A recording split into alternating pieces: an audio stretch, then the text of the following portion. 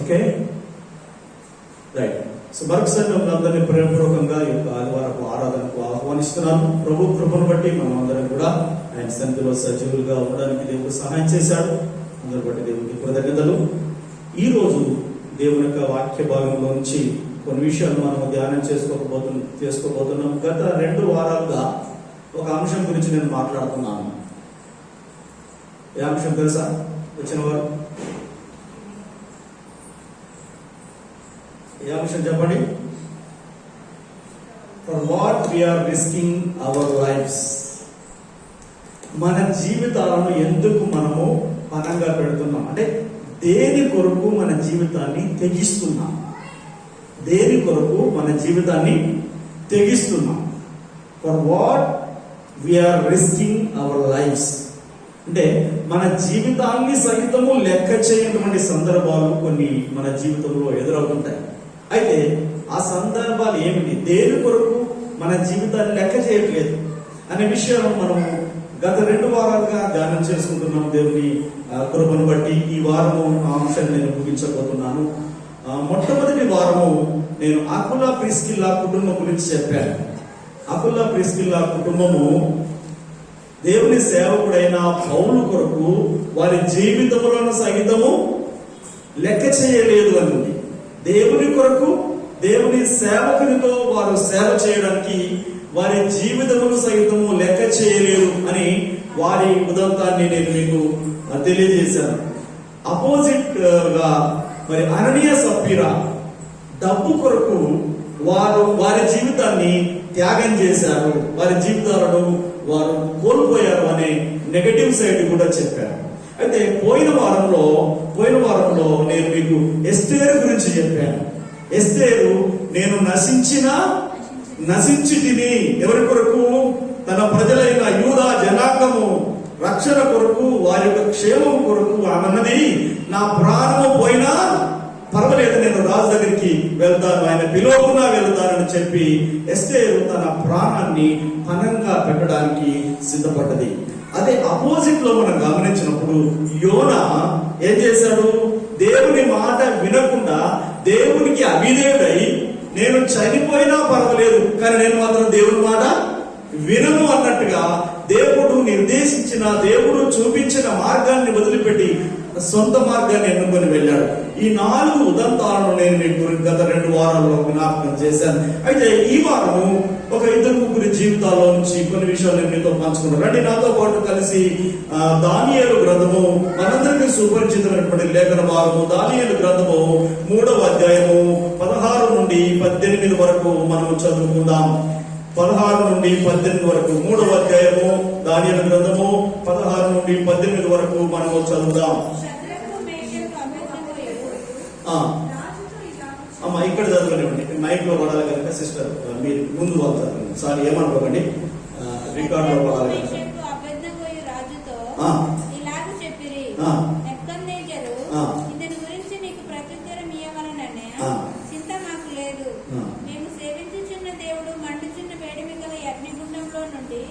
మమ్మల్ని తప్పించి రక్షించుటకు సమర్థుడు, మరియు మీ వశంలో పడకుండా ఆయన మమ్మను రక్షించును.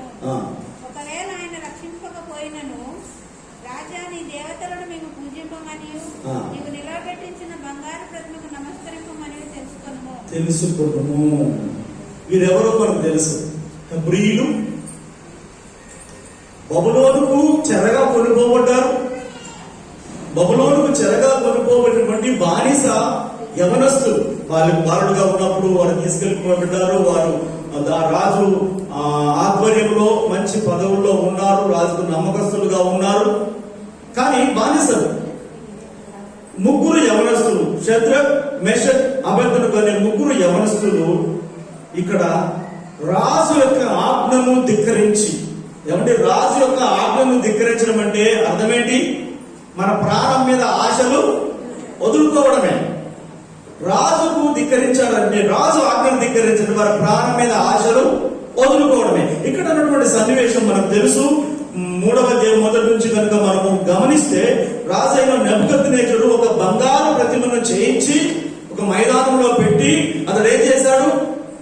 అందరూ కూడా ఈ ప్రతిమకు సాష్టాంగ నమస్కారం ప్రతిమను మొక్కాలి, విగ్రహాన్ని ఆరాధించాలనే ఒక శాసనాన్ని తీసుకుని వచ్చాడు, ఒక ఆజ్ఞను అతడు జారీ చేశాడు. ఈ సందర్భంలో ఈ ప్రకటన చేయబడ్డది. ఈ ప్రకటన అందరూ విన్నారు. అందరూ ఆ ఆజ్ఞకు లోబడి రాజు చెప్పినట్టుగా వారు సాష్టాంగ నమస్కారం చేస్తున్నారు, వందనాలు చెప్తున్నారు. అయితే ఒక ముగ్గురు మాత్రము రాజు ఆజ్ఞను అతిక్రమించారు. ఓకే, చూడండి ఇక్కడ 6వ వచనము మనం గమనిస్తే, 3వ అధ్యాయం 6వ వచనము, సాగిలపడి నమస్కరింపని వాడెవడో వాడు మండుచున్న అగ్నిగుండములో తక్షణమే వేయబడును. పనిష్మెంట్ ఏంటండి? పనిష్మెంట్ ఏంటి? 4 కొరడా దెబ్బలు కొట్టి వదిలిపెట్టడం కాదు, దేశ బహిష్కరణ చేయడం కాదు. ఏంటి? మండుచున్న అగ్నిగుండంలో తక్షణమే. మన కోర్టుల, మన న్యాయ వ్యవస్థ సంగతి మనకు తెలుసు. అడ్డంగా నడి రోడ్డు మీద చంపినా వాళ్ళు ఏం చేస్తారు? సంవత్సరాల పాటు ఏం చేస్తున్నారు? సంవత్సరాల పాటు తీర్పును కొనసాగిస్తూ ఏదో ముసలితనంలో అతనికి శిక్ష పడుతుంది.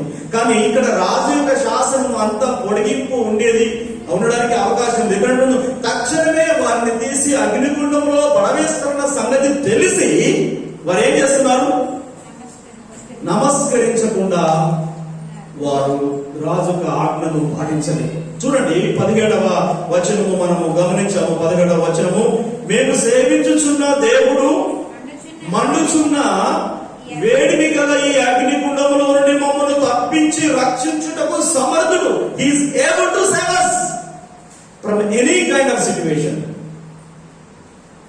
మా దేవుడు సమర్థుడు అని చెప్పి, ఒకవేళ ఆయన రక్షించకపోయినా దేవుని చిత్తమై మేము మరణించాలని ఆయన చిత్తమైతే, ఆయన మమ్మల్ని తప్పించకపోయినా పర్వాలేదు, కానీ మేము మాత్రము ఈ ప్రతిమకు మొక్కనే మొక్కము. అంటే దాని అర్థం ఏంటి? మా ప్రాణం పోయినా పర్వాలేదు, కానీ మేము జీవము కలిగిన దేవుని తప్ప వేరే ఏ ప్రతిమను మేము మొక్కనే మొక్కము. అది వారి తీర్మానం. అందరితో అంటున్నారు, రాజా అందరూ చిరంజీవి, రాజు చిరంజీవి అగును గాక, రాజు సజీవుడు గారికి రకరకాల పదాలు వాడతారు. కానీ ఇక్కడ రాజా అని ఏకవచనంతో మాట్లాడుతూ, రాజా మేము పూజింపమనియు నీవు నిలబెట్టిన బంగారు ప్రతిమకు నమస్కరించమనియు తెలుసుకొనుము. You must know one thing, that we will not bow down the statue. నువ్వు తెలుసుకోవాల్సిన ఒక విషయం ఉంది. ఎందుకంటే మేము ఏం చేయము? దేవతలను పూజింపము, మేము నమస్కారం చేయము. పనిష్మెంట్ ఏంటో తెలుసా? తెలుసు. పనిష్మెంట్ ఏంటో తెలుసా? తెలుసు. అయినా మేము మా ప్రాణం పోయినా పర్వాలేదు, మా భక్తిని మాత్రము వదిలిపెట్టము. మా ప్రాణం పోయినా పర్వాలేదు, సృష్టికర్త అయిన దేవుణ్ణి తప్ప దేన్ని మేము పూజింపము. దేవుని యొక్క ఆజ్ఞను మేము అతిక్రమించము. రాజాజ్ఞ అతిక్రమిస్తే ఏంటి? పర్వాలేదు. అందుకే దేవుని వాక్యం ఉంది. దేవుడు అంటున్నాడు, మీరు ఎవరికి భయపడాలి? ప్రాణమును, శరీరమును, ప్రాణమును మాత్రమే సంపదటువంటి వారికి భయపడకుడి, కానీ ప్రాణముతో పాటు మీ ఆత్మను కూడా నశింపజేయగల శక్తి గల దేవునికి మీరు భయపడండి అని కానీ దేవుడు పిల్లరా, ఈ ముగ్గురు కూడా రాజుకు భయపడలేదు, రాజు ఆజ్ఞకు భయపడలేదు, ప్రాణం పోయినప్పుడు. తర్వాత వచ్చిన చూడండి, మీరు గమనిస్తే మాకు అర్థమవుతుంది ఏం జరిగింది. మరి వాళ్ళ పరిస్థితి ఏంటి? దేవుడు రాజు వదిలేశాడా? ఏం చేశాడు? వదిలేశాడా? వదిలేదు. ఏం చేశాడు? తీసుకొని పట్టుకొని ఉన్నటువంటి ఆ రాజుకు కోపం వచ్చి ఉగ్రుడు అయిపోయి, కోపావేశుడు అయిపోయి ఏం చేశాడట? అరే వీరు నా మాటకే ఎదిరిస్తున్నారా అని చెప్పేసి ఉన్నటువంటి అగ్నిని 7 అంతలుగా ఎక్కువ చేసి, అగ్నిగుండమును 7 అంతలుగా ఎక్కువ చేసి, ఫర్నెస్ 7 అంతలుగా వేడి చేసి, ఆ రాజ్యంలో సైనికులు బలంగా ఉన్నటువంటి వారిని పిలిపించి వీరి ముగ్గురిని బంధించి, చూడండి అక్కడ రాయబడింది బంధించి, ఒకవేళ తప్పించుకొని వస్తారేమో అని వారిని బంధించి అగ్నిగుండంలో పడవేశారు. అగ్నిగుండంలో పడవేశారు. బలమైనటువంటి వారు దూరం నుండి వారిని పడవేశారు. అక్కడ ఇంకొక మాట మనం గమనించాలి. అయితే ఆ దూరం నుండి విసిరేసినటువంటి వారు ఆ ఆ వేడి తట్టుకోలేక చచ్చిపోయారట. ఆ వేడి ఆ వేడి తట్టుకోలేక చచ్చిపోయారు అన్నది. కానీ వీరికి మాత్రం ఏం కాలేదు. చూడండి 25వ వచనం. అందుకు రాజు, నేను నలుగురు మనుషులను బంధములు లేక అగ్నిలో సంచరించుట చూస్తున్నాను, వారికి హాని ఏమీ కలగలేదు. నాలుగవ వాని రూపము దేవదూతల రూపమును పోలినదని వారికి ప్రత్యుత్తరం ఇచ్చెను. ఆమేన్, ఆమేన్, హల్లెలూయా, హల్లెలూయా. ఏమంటుందండి? అంతకు ముందు వచ్చిన మంత్రిని అడుగుతుంది, అయ్యా మనం ఎంతమంది వేసాము అగ్నిగుండంలో అంటే, అయ్యా మనం ముగ్గురిని వేసామయ్యా. ముగ్గురేనా? ముగ్గురే. మరి నాకేంటి నలుగురు కనబడుతున్నారు? రాజు అంటున్నాడు మంత్రులతోని, నాకేంటి నలుగురు కనబడుతున్నారు? ఆ 4వ వాని రూపము దేవుని దూత రూపము దైవ రూపంలో ఉన్నదేంటి అని చెప్పి ఆశ్చర్యపోయాడు, నివ్వరపోయాడు. తర్వాత వచనంలో వెంటనే రాజు వారిని అగ్నిగుండం నుంచి బయటికి తీయించాడు. అగ్నిగుండంలోంచి బయటికి తీయించాడు. బయటికి తీయించి 28వ వచనం మనం గమనిస్తే, 28వ వచనం గమనిస్తే, షద్రకు మేషకు అబేద్నెగో వీరి దేవుడు పూజాకుడు ఆయన తన దూత నంపించి తన ఆశ్రయించిన దాసులను రక్షించెను. వారు తమ దేవుని కాక మరి ఏ దేవునికి నమస్కరింపయు ఏ దేవుని సేవకుకై ఉండమని తమ దేహములను అప్పగించి రాజు యొక్క ఆజ్ఞను వ్యర్థపరిచిరి. ఏమండి? రాజు యొక్క అంటే వారి దేవుని తప్ప ఇంకా దేన్ని పూజింపనని మొక్కనని వారు నిలబడి రాజు యొక్క ఆజ్ఞను ధిక్కరించిరి, రాజు యొక్క ఆజ్ఞను వ్యతిరేకించిరి అని మనము చూస్తున్నాం. షద్రక్ మేషక్ యొక్క దేవుడే పూజనీయుడు, పూజార్హుడు అని చెప్తారు. 28, 29, 20 వచనాల్లో చూస్తే, కాగా 29వ వచనం, కాగా నేను ఒక శాసనము నియమించి ఉన్నాను, ఏదనగా ఈ విధముగా రక్షించుటకు సమర్థుడకు దేవుడు గాక మరి ఏ దేవుడును లేడు.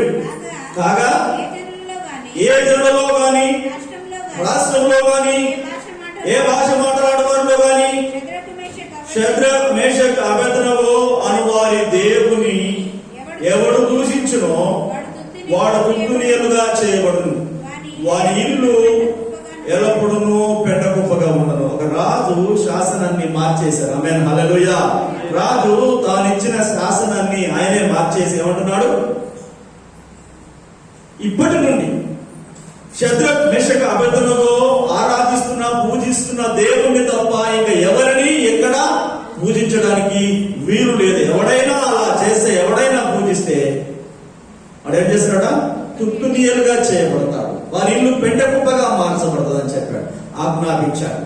అంతటా నుండి 30 అంతటి నుండి రాజు షద్రక్ మేషక్ అబేద్నెగో వారిని బబులోను సంస్థానంలో హెచ్చించెను. ఆమేన్, హల్లెలూయా. ఏమొచ్చిందండి? ప్రమోషన్. వారు చనిపోవాల్సినటువంటి వారు, కానీ దేవుడు ఏం చేశాడు? వారికి ప్రమోషన్ ఇచ్చాడు. ఆయన వారిని హెచ్చించెను. కనుక దేవుడు ఉంటారా? ఇక్కడ నేను చెప్పదలసిన విషయం ఏంటంటే, వారు దేని కొరకు వారి జీవితాలను రిస్క్ తీసుకున్నారు? దేని కొరకు వారు జీవితాలను పనంగా పెట్టారు? For their faith.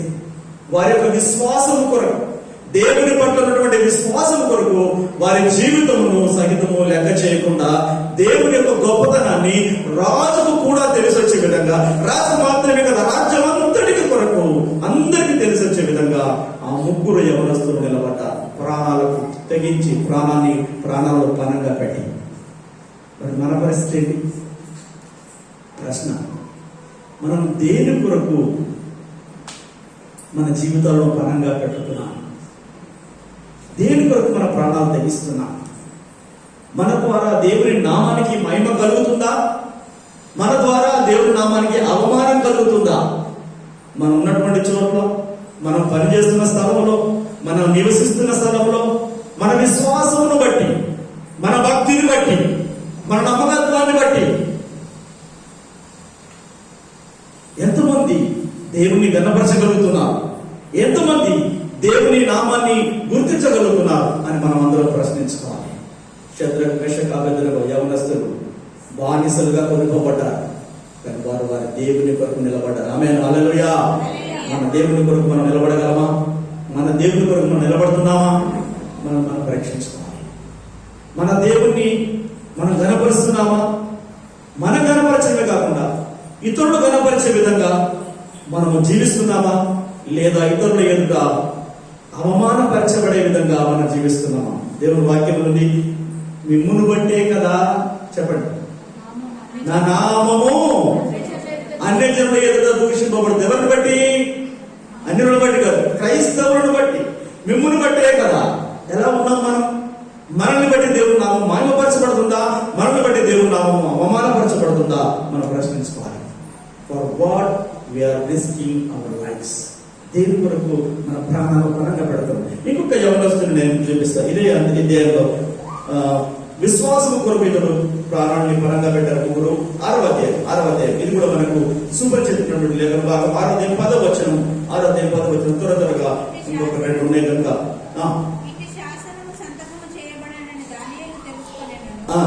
అతడు తన ఇంటికి వెళ్ళి యథాప్రకారముగా అనుదినము ఉమ్మారు మోకాళ్ళుని తన ఇంటి పైగది కిటికీలు యెరూషలేము తట్టున తెరవబడి ఉండగా తన దేవునికి ప్రార్థన చేయుచు ఆయనను స్తుతించుచు వచ్చెను. ఇట్టి శాసనము సంతకము చేయబడదని దానియేలు తెలుస్తుంది. ఇక్కడ ఏ శాసనం?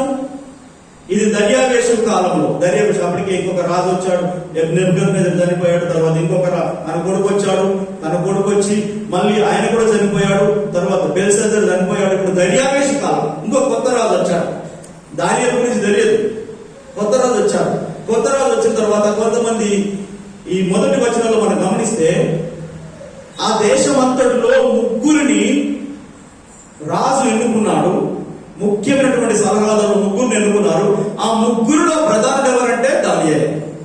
వారి సొంత రాజ్యం వారు కాదు, బానిసగా వచ్చిన బాలుడైన దానియేలే ఆ ముగ్గురులో ప్రముఖుడుగా నిర్ణయించబడ్డాడు. అది వాళ్ళు ఓర్వలేక, వీడు ఎక్కడి నుంచో వచ్చాడు, వీడు బానిస, మన మీద పెద్దనే చలాయిస్తున్నాడు, మన మీద అధికారం చలాయిస్తున్నాడు అని వారు ఓర్వలేక, తట్టుకోలేక అతని మీద తప్పు మోపడానికి, తప్పు పట్టుకోవడానికి శతవిధాల ప్రయత్నం చేశారు. కానీ వారి వల్ల కానందున వారు ఒక తీర్మానం చేస్తున్నారు, దానియేలును దేవుని విషయంలో తప్ప మనం ఏ విషయంలో పట్టుకోవడానికి అవకాశం లేదు అని గమనించి వారు ఒక కుట్ర పన్ని ఏం చేశారు తెలుసా?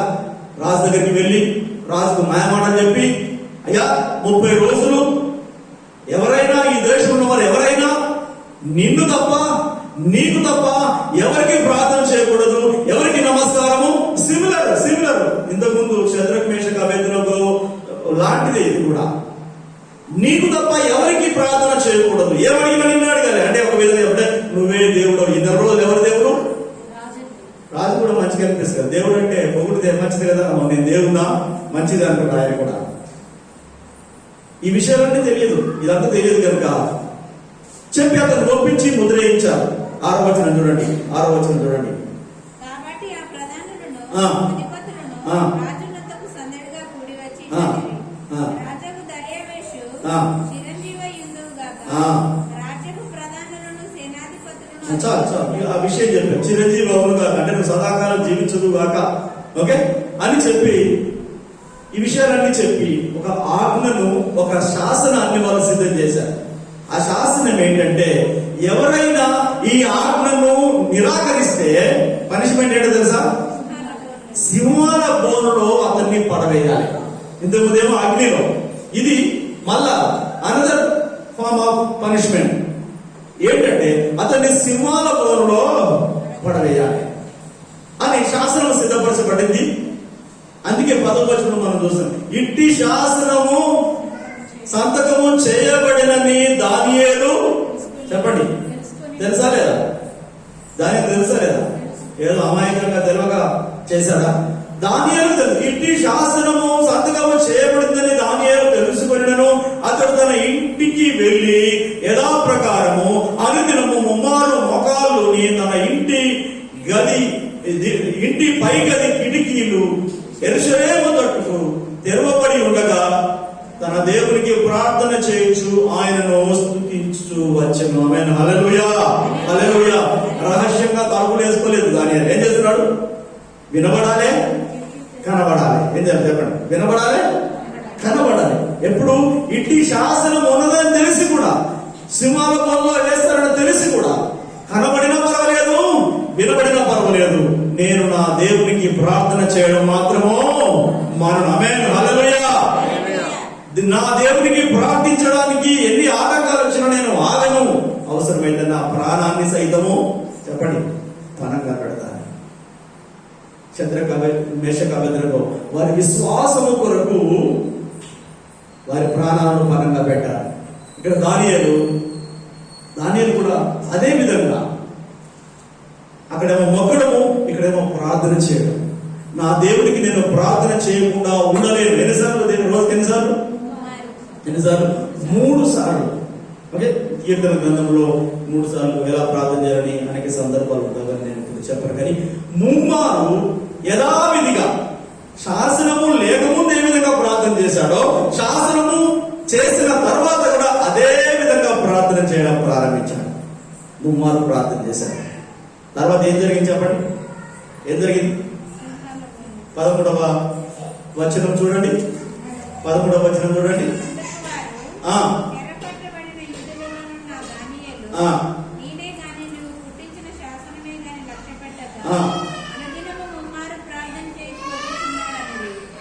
ఈ అధికారులందరూ దానియేలు పట్టుకుందామని వెళ్ళారు.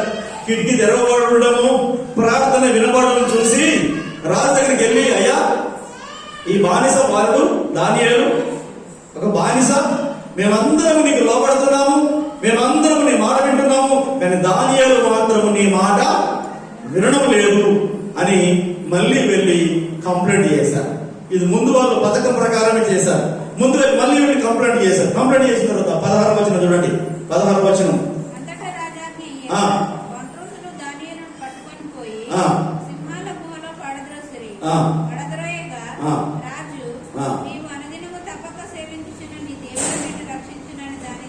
దానియేలుతో చెప్పి ఇక్కడ వాస్తవానికి అయితే రాజుకి ఇష్టం లేదు. రాజుకు దానియేలు ప్రియుడు, రాజుకు దానియేలు ఇష్టడు. కానీ వీరు ఆయన ప్రమేయం లేకుండా రాజును కూడా ఇరకడంలో పెట్టేశారు. మళ్ళీ వెళ్ళి, రాజా, నీ ఆజ్ఞలు నిలబడి ఉండకపోతే కష్టమైందని వెళ్ళి అప్పటికప్పుడే సంతకాలు చేయించి ముద్రలు చేయించేసి దాన్ని స్థిరపరిచేశారు. రాజుకు వేరే మార్గం లేదు. అందుకే ఇక్కడ పైన రాయబడింది, దానియేలు రక్షించడానికి రాజు అనేకమైన సాయంత్రం దాకా ప్రయత్నం చేశాడు, ఆయన వల్ల కాలేదు. ఇక అప్పుడు బంట్రోతులను పంపించి దానియేలును అప్పగించేశాడు. అప్పగిస్తూ ఆయన చెప్తున్నటువంటి మాట, అన్యుడు చెప్తున్నటువంటి మాట ఏమంటున్నాడు? అంతటా రాజు ఆజ్ఞయ్యగా బంట్రోతులు దానియేలు కొనుక్కు. ఇక్కడ అంటాడు, నీవు అనుదినము తప్పక సేవించుచున్న నీ దేవుడు నిన్ను రక్షించునని దానియేలుతో చెప్పాను. ఆమేన్, హల్లెలూయా. దేవుని గొప్పతనం అప్పటికే అతనికి అర్థమైపోయింది. దానియేలు భక్తిని బట్టి, దానియేలు యథార్థతను బట్టి, దానియేలు నైపుణ్యతను బట్టి అతనికి అర్థమైపోయింది దైవభక్తుడని. అప్పుడు అంటున్నాడు, నీవు సేవించుచున్న దేవుడే నిన్ను రక్షించును గాక అని చెప్పి అతను పంపించేశాడు. అతని చేతిలో ఏమీ లేని కారణం చేత పంపించేశాడు. పంపించిన తర్వాత సింహాల బోర్లో వేశారు. సింహాల బోర్లో వేసిన రాత్రి అంతా రాజుకు నిద్రపడలేదు. రాత్రి అంతా రాజు ఏదైతే నాట్యాలు, వాయిద్యాలు అన్ని కూడా మానేపించాడు. ఈ ఎంటర్టైన్మెంట్ అంతా కూడా మానేపించేసి ఆయన ఉపవాసం ఉండి దానియేలు ఎప్పుడెప్పుడు తెల్లారుతుందా, ఎప్పుడెప్పుడు దానియేలు చూసినా దానియేలు పరిస్థితి ఏంటి అని తెలుసుకోవడానికి అతడు వేచి ఉన్నాడు. 20వ వచనం చూస్తే, తెల్లవారుజామున 19వ వచనం, తెల్లవారుజామున రాజు వేగిరనే లేచి సింహముల గుహ దగ్గరకు త్వరపడిపోయాడు. అతడు గుహ దగ్గరకు రాగానే దుఃఖముఖముతో దానియేలును పిలిచి, జీవము గల దేవుని సేవకుడమైన దానియేలు, నిత్యము నీవు సేవించుచున్న నీ దేవుడు నిన్ను రక్షింపగలిగేనా అని అతన్ని అడిగాను. అందుకు దానియేలు, రాజు చిరకాలము జీవించును గాక, నేను నా దేవుని దృష్టికి నిర్దోషిగా కనబడింది కనుక ఆయన తన దూతను పంపించి సింహములు నాకు ఏ హానియు చేయకుండా వాటి నోళ్లు మోయించిన. దేవునికి మహిమ కలుగును గాక. ఆమేన్, హల్లెలూయా, హల్లెలూయా. దేవుని బిడ్డలారా, ఒక బానిస వ్యక్తి పొరుగు రాజ్యంలో దేవుని కొరకు నిలబడ్డాడు. ఒంటరిగా నిలబడ్డాడు. అతనికి తోడి ముగ్గురు ఉన్నారు అయినప్పటికీ ఇక్కడ ఒంటరిగా అతడు పోరాడు. వారు ముగ్గురు సపరేట్ గా, ఈయన ఒక్కడు సపరేట్ గా దేవుని కొరకు ప్రాణాన్ని సైతము పనంగా పెట్టడానికి వెనుకాడలేదు. చెప్పండి, మరి మనం ఎలాగా మన భక్తిని కాపాడుకుంటున్నాం? ఎంత ఈజీగా చర్చికి మానేస్తామంటే చిన్నపిల్లడు బయటకు మానేసినట్టుగానే గుడికి మానేస్తున్నాం మనం కదా. చిన్నపిల్లడు బయట నాకు కడుపు నొస్తుంది అని అంటాడు. కడుపు నొస్తుంది అంటే ఆ పోలే అమ్మ అంటది, డాడీ అమ్మ వెలురు అంటాడు. అమ్మ అంటది నాకు కడుపు నొస్తుంది కదా, ఉండని అంటది అమ్మ. కొంచెం ప్రేరక కదా. ఓకే, నాకు తల వస్తుంది, నాకు జుట్టు వస్తుంది, ఏదంటే అది. ఎంత చిన్న అబద్ధాలు ఆడి స్కూల్కి మానేస్తారు చిన్నపిల్లలు. విశ్వాసులు కూడా చిన్న చిన్న కారణాలు చెప్పి గుడికి మానేస్తున్నారు. అర్థమైందా? అందరు వస్తే మన చర్చి కుర్చీలు సరిపోతాయా? అందరు వస్తే కుర్చీలు సరిపో, వెనక దాకా వెళ్ళిపోవాలి. దేవుడు ఎట్లరా మనం దేని కొరకు మన జీవితాన్ని దారిపోస్తున్నాం? దేని కొరకు మనం దేనికి ప్రాధాన్యత ఇస్తున్నాం? For what we are risking our lives? డబ్బేనా? ఆస్తేనా? శరీరాశలేనా? దేని కొరకు మన జీవితాన్ని మనము పనంగా పెడుతున్నాం? దేనికి ఎక్కువ ప్రాధాన్యత ఇస్తున్నాం? మనం ఒకసారి ఆలోచించుకోవాలి. శద్రక్, మేషక్, అబేద్నెగో వారి విశ్వాసం కొరకు, దానియేలు తన ప్రార్థనలో పట్టుదల కలిగి ప్రార్థన చేయడానికి ఏమైంది? ఈ 4 రోజుల తర్వాత ప్రార్థన చేసి ఏమైంది? ఏమండి, 4 రోజులు ఆగిన తర్వాత ప్రార్థన చేసి ఏమైంది? దేవుడు తెలియదా? అక్కడ శాసనం పెడ ప్రభుత్వాన్ని క్షమించిన ఆయన, మరి పరిస్థితి బాగలేదు కానీ నేను తర్వాత చేస్తాను, లోపల చేసుకుంటాను, తలుపులు వేసుకుని చేసుకుంటాను అనుకోలే. ఏమంటున్నాడు? నా ప్రాణం పోయినా పర్వాలేదు, సినిమాల భూమిలోకైనా వెళ్తాను కానీ నా దేవునికి ప్రార్థన చేయుటా మానను.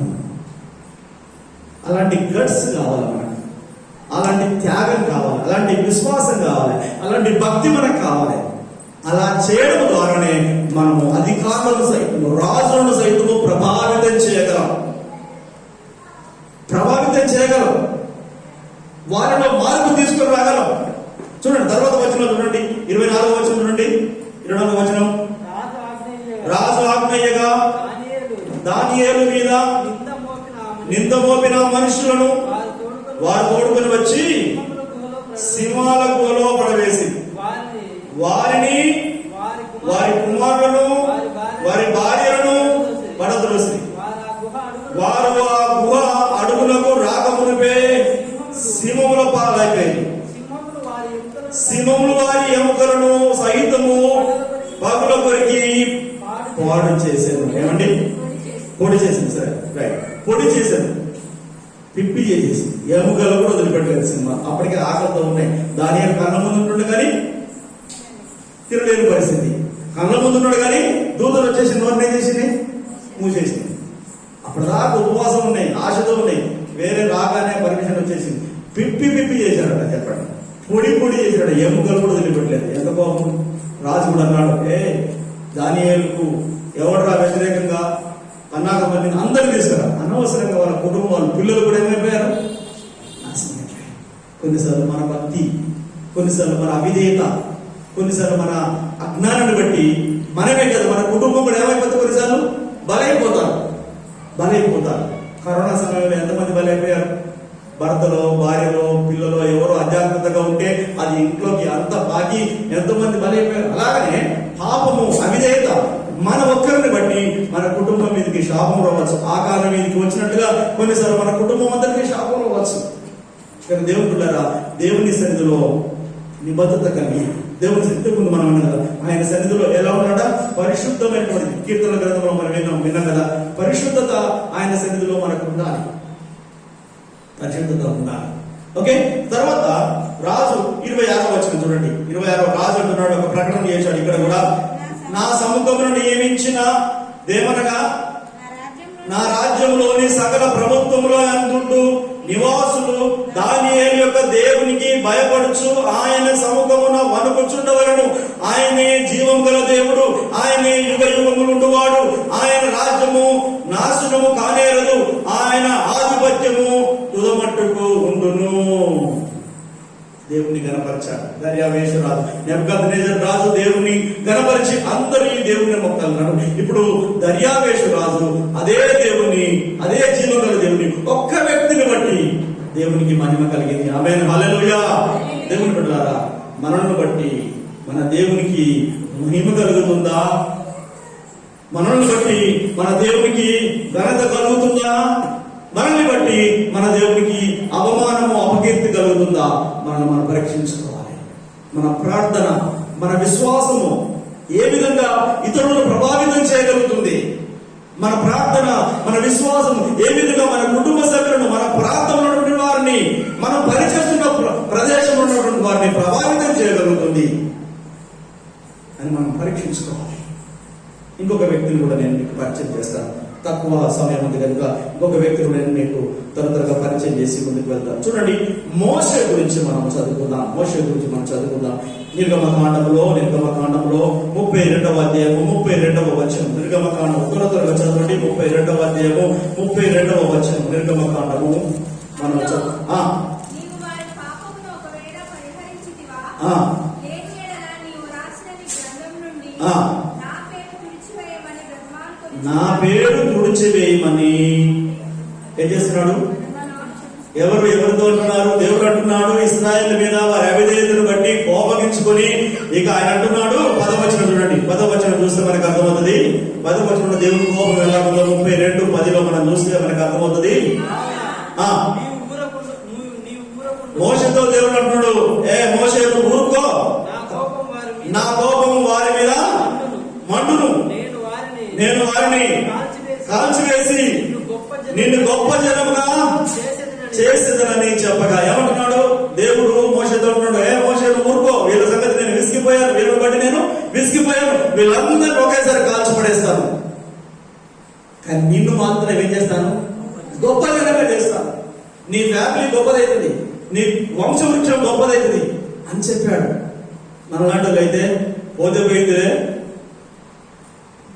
జనం పోతే పోయిందిలే, నాకు కూడా ఎదురు తలనొప్పి వీళ్ళం, అది ఆయన కూడా సుఖమే లేదు. మోషేకు సుఖం ఉంది, వాళ్ళ ద్వారా పోతే పోయింది, దరిద్రం వదిలిపోతాను అన్నాడు. సరే ప్రభా, నీ చిత్తం ప్రభా, నీ చిత్తమే చేస్తా ప్రభా, నేను ఎప్పుడైనా అని అనేవాళ్ళమేమో. దేవుడు మోషే అలా అనలేదు. ప్రభా 32వ వచనం మనం చదువుతున్నాం. 32వ వచనం మనం చదవడం ఆయన అంటున్నాడు, ప్రభా అయ్యో నీవు వారి పాపమును ఒకవేళ పరిహరించితివా, సరే అతను అక్కడ రాసలేదు కానీ దాని అర్థం వారి పాపాలు క్షమించిదివా, సరే అల్టిమేటం దేవునికి అల్టిమేటం ఇచ్చేస్తాం, అల్టిమేటం జారీ చేస్తాడు. ఆ వారి పాపాలు క్షమించిదివా, సరే లేకపోతే నీవు రాసిన నీ జీవ గ్రంథం నుండి నా పేరు తుడిచివేయమని బతిమాలు కొనుచున్నాను. వారు కనుక జీవ గ్రంథంలో లేకపోతే నేను కూడా ఉంటాను. బ్లాక్ మెయిల్ చేస్తాను దేవుడు. ఏం చేస్తాడు చెప్పండి? Blackmail. నువ్వు ఇది ఇస్తేనే నాకు ఇప్పుడు ఫోన్ కొనిస్తేనే నేను కాలేజీకి వెళ్తాను, పిల్లలు అంటారు కదా, అలాగే నేను బ్లాక్ మెయిల్ చేయాలి. అయితే ఇక్కడ అంటున్నాడు, నీవు వారి పేర్లు కూడా జీవ గ్రంథంలో ఉండనిస్తేనే నా పేరు కూడా జీవ గ్రంథంలో ఉండిస్తాను, లేకపోతే నా పేరు ఏం చేయమంటున్నాడు? చేసాయి. ఎందుకండి నీ నామాన్ని గొప్ప చేస్తానన్నాడు, నీ సంతానాన్ని అభివృద్ధి పరుస్తానన్నాడు. నేను కానీ మోషే అంటూ లేదు. దీని ద్వారా వేరే సందర్భంలో రాయబడింది, దీని ద్వారా నీ నామానికి మహిమ కలగదు. ఎందుకు తెలుసా? చూడండి, యెహోవా దేవుడు ఇశ్రాయేలీయులను ఐగుప్తు నుంచి తీసుకొచ్చి అరణ్యంలో చంపేసేశాడు. వారిని నడిపించలేకనో, వారిని పోషించలేకనో చంపేశారని ప్రజలు నీ గురించి తప్పుగా అనుకుంటారు. అప్పటికే ఇశ్రాయేలు అంటున్నారు, ఎందుకు ప్రభువా మమ్మల్ని అక్కడి నుంచి తీసుకొచ్చి అక్కడ కాకరకాయలు కీకరకాయలు తిన్నాము, ఇక్కడ ఏమీ లేదు, మనకు మమ్మల్ని అరణ్యంలో సంబరాన్ని తీసుకొచ్చామని అప్పటికే వాళ్ళు చదువుతున్నారు. మోషే భయం ఏంటంటే దేవుని నామానికి ఎక్కడ అవమానం కలుగుతుందో, దేవుని నామానికి ఎక్కడ అపకీర్తి కలుగుతుందో అని భావించి, లేదు ప్రభా నా స్వార్థం కాదు, ఇక్కడ నా స్వార్థం కాదు, నీ నామానికి ఏ మహిమ కలగదు. ఆమేన్, హల్లెలూయా. చెప్పండి, నా కుటుంబం కాదు, దేవుని కుటుంబం. ఆమేన్, హల్లెలూయా. మోషే అంటున్నాడు, ఒకవేళ వారిని నీవు క్షమించినట్లయితే నీ జీవ గ్రంథంలో నుంచి నా పేరు తుడిచేసేది, నేను కూడా రాను పర్వతం. చెప్పండి, వారు లేకుండా నేను కూడా రాను. ఎంత తెగింపండి. మనమేమో పక్కోడు ఏమైనా పర్వాలేదు, ఏమనుకుంటే చెప్పండి, పక్కోడు ఏమైనా పర్వాలేదు, నేను గొప్పని కావాలి. క్రైస్తవులుగా మనకు అది ఉండదు. కానీ మోషే ఇక్కడ విషయం ఏంటంటే నేను చెప్పదలుచుకుంది, మన ప్రాణాన్ని దేని కొరకు పణంగా పెడుతున్నాను. ఆమేన్, హల్లెలూయా. మోషే తన ప్రజల కొరకు తన ప్రాణాన్ని ధనంగా పెడుతున్నాడు, సిద్ధంగా ఉన్నాడు. తీసే ప్రభా నాది కూడా నిత్య జీవనం వదులుకోవడానికి నేను సిద్ధమే, కానీ ఈ ప్రజలు మాత్రము క్షమించబడాలి. దేవునికి మహిమ కలుగుతాక. ద్వితీయోపదేశ కాలంలో కూడా అదే మాట ఉంది. సరే, అది మనకు ఇప్పుడు సమయం లేదు. ఇంకొక వ్యక్తిని కూడా నేను క్లుప్తంగా పరిచయం చేసి వెళ్తాను. రోమపత్రిక 9వ అధ్యాయము 3వ వచనం. రోమపత్రిక 9వ అధ్యాయము 3వ వచనం. రోమిలో రాసిన పత్రిక 9వ అధ్యాయం 3వ వచనం. పౌలు ఇక్కడ అంటున్నాడు, పౌలు ఒక ప్రకటన చేస్తున్నాడు. పరిశుద్ధాత్మయందు ఆ. నా మనస్సాక్షి నాతో కూడా సాక్ష్యమిచ్చుచున్నది. ఆ. సాధ్యమైన ఎడల ఆ. దేహ సంబంధమైన నా సహోదరుల కొరకు ఆ. నేను క్రీస్తు నుండి వేరై ఆ. శాపగ్రస్తుడై ఉండబోతును. ఇక్కడ అంటున్నాడు, నా మనస్సాక్షి నాతో కూడా సాక్ష్యం ఇస్తుంది అంటున్నాడు. సాధ్యమైన ఎడల నా దేహ సంబంధమైన సహోదరుల కొరకు నేను శాపగ్రస్తుడనై క్రీస్తుకు వేరై ఉండడానికి కూడా నేను తెగిస్తున్నాను అంటున్నాడు. ఎవరు తన రక్త సంబంధులు? ఎవరు? యూదులు ప్రభు నమ్ముకోవట్లేదు, యూదులు యేసయ్యను అంగీకరించట్లేదు. వారి గురించి ఆయన తపన పడుతున్నాడు, వారి కొరకు ఆయన దెబ్బలు తిన్నాడు, వారి కొరకు అనేక రకాలుగా అవమానాలు పొందాడు, ప్రయాస పడుతున్నాడు, సువార్త ప్రకటిస్తున్నాడు, క్రీస్తును ప్రకటిస్తున్నాడు. ఎలాగైనా నా రక్త సంబంధులను, నా వంశము వారిని, నా కులము వారిని, మన భాషలో చెప్పాలంటే ఎలాగైనా ప్రభు దగ్గరికి నడిపించాలి, తీసుకురావాలి. నా కుటుంబ సభ్యులు ఎలాగైనా రావాలి. అందుగురించి అంటున్నాను, దేవ సంబంధమైన నా సహోదరుల కొరకు నేను క్రీస్తు నుండి వేరై శాపగ్రస్తులను అయి ఉండబోచున్నాను.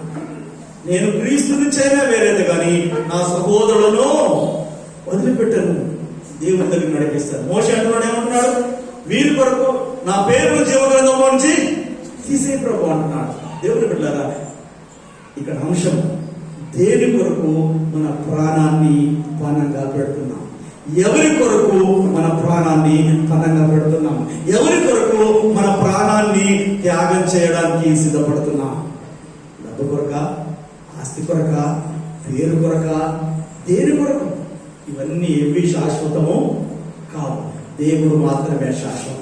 దేవుడితో మనకున్న అనుబంధం మాత్రమే శాశ్వతం. దేవుడిలో మనకు ఉండాల్సిన